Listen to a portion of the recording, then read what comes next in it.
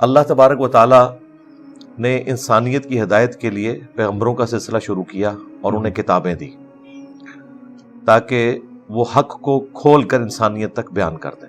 صحیح. جب کبھی بھی امتیں اپنے وقت کے پیغمبر کی دعوت کو پیٹھ کے پیچھے ڈال دیتی ہیں، وہ تعلیمات جو پیغمبر نے اللہ تعالیٰ کی وحی کے ذریعے بتائی ہوتی ہیں انہیں چھوڑ دیتی ہیں، تو پھر الٹیمیٹ اس کا انجام یہ ہوتا ہے کہ امتیں اپنے بڑوں کو جو انہوں نے خود کھڑے کیے ہوتے ہیں ان کو اپنا پیشوا بنا لیتی ہیں. صحیح. اللہ تعالیٰ نے تو پیشوا آسمانوں سے پیغمبر کو بنا کر بھیجا ہے، اور وہ اللہ تعالیٰ کی ڈیسٹنی میں ہمیشہ سے پیغمبر ہوتے ہیں. ان پہ جو تعلیمات نازل ہوئی ہیں ان کو فالو کریں گے تو آپ کامیاب ہوں گے، ان کو چھوڑ دیں گے تو ناکام ہو جائیں گے. تو مختصر یہ کہ انبیاء کرام کی تعلیمات سے روح گردانی کرنے کی وجہ سے یہ ہمیں دن دیکھنے پڑ رہے ہیں. ان پرنسپل ظاہر ہے لوگ اللہ کے ماننے والے ہیں، رسول کے ماننے والے ہیں، لیکن اللہ کی نہیں مانتے، رسول کی نہیں مانتے. وہ اپنے جو فرقہ وارانہ عقائد اور نظریات صدیوں سے ان کے چل رہے ہیں، جو وقت کے ساتھ ساتھ پیغمبر سے دوری کی وجہ سے آئے، انہی کو وہ لے کے چل رہے ہیں. اس کی وجہ سے گمراہ ہو چکی ہے اکثریت. کہ حضرت نوح علیہ السلام کو جب اللہ تعالیٰ نے پیغمبر بنا کر بھیجا، ان کی قوم بتوں کی پرستش کرتی تھی. پھر صرف 78 لوگ ان پر ایمان لے کر آئے، باقی سب کے سب تباہ و برباد کر دیے گئے.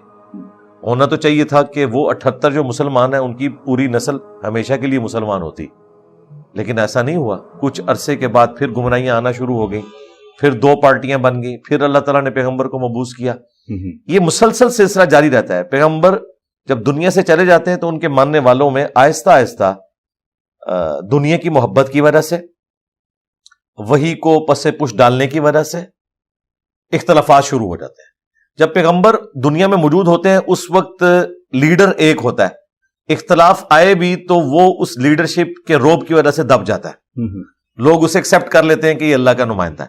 لیکن پیغمبر کے جانے کے بعد جو عام لوگ آپس میں اختلاف کرتے ہیں ان میں کوئی بھی لیڈر پیغمبر نہیں ہوتا، لہٰذا کچھ لوگ ایک لیڈر کے ساتھ اٹیچ ہو جاتے ہیں، کچھ دوسرے کے ساتھ.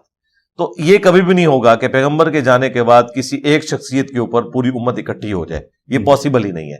یہ پیغمبر کی شان ہے کہ جسے وحی کی تائید حاصل ہے کہ اس کے اوپر امت اکٹھی ہو جائے. امت نے اب اکٹھا ہونا ہے نا، تو وہ کتاب و سنت کی تعلیمات پر اکٹھی ہو.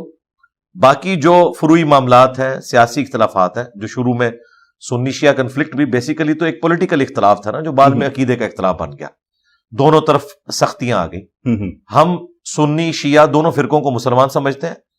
ان تمام غلطیوں کے باوجود جو دونوں فرقوں کے اندر پائی جاتی ہیں ان کو ہائی لائٹ کرتے ہیں. دونوں کو دعوت دیتے ہیں کہ اگر حجۃ الوداع کے موقع پر نبی علیہ السلام نے قرآن کو چھوڑا، صحیح مسلم میں حدیث ہے، ایک ایسی چیز چھوڑ کے جا رہا ہوں جسے پکڑ لوگے کبھی گمراہ نہیں ہوگے، وہ اللہ کی کتاب ہے. المستدرک للحاکم میں آیا کہ کتاب اللہ اور سنت. اور مسلم شریف میں ایک اور حدیث ہے، غدیر خم کے موقع پر نبی علیہ السلام نے فرمایا اپنے بعد 2 بھاری چیزیں چھوڑ کے جا رہا ہوں. ایک اللہ کی کتاب ہے، اس میں ہدایت ہے، اس میں نور ہے، تم اللہ کی کتاب کو پکڑو، اپنا تعلق اس کے ساتھ مضبوط کرو. اللہ کی کتاب اللہ کی رسی ہے، جو اسے پکڑے گا وہ ہدایت پہ ہوگا، جو چھوڑ دے گا گمراہ ہو جائے گا. اور دوسری بھاری چیز میرے اہل البیت ہیں، میں اپنے اہل البیت کے معاملے میں تمہیں اللہ کا خوف دلاتا ہوں. 3 دفعہ فرمایا کہ میرے بعد ان کے ساتھ حسن سلوک کرنا. یہ الگ بات ہے کہ امت بالکل الٹ چلی، نہ قرآن کو پکڑا نہ اہل بیت کو زندہ چھوڑا. ہونا تو یہ چاہیے تھا کہ قرآن کو پکڑتے عقائد کے لیے اور اہل بیت کے ساتھ حسن سلوک کرتے جس کا حکم تھا ہمیں.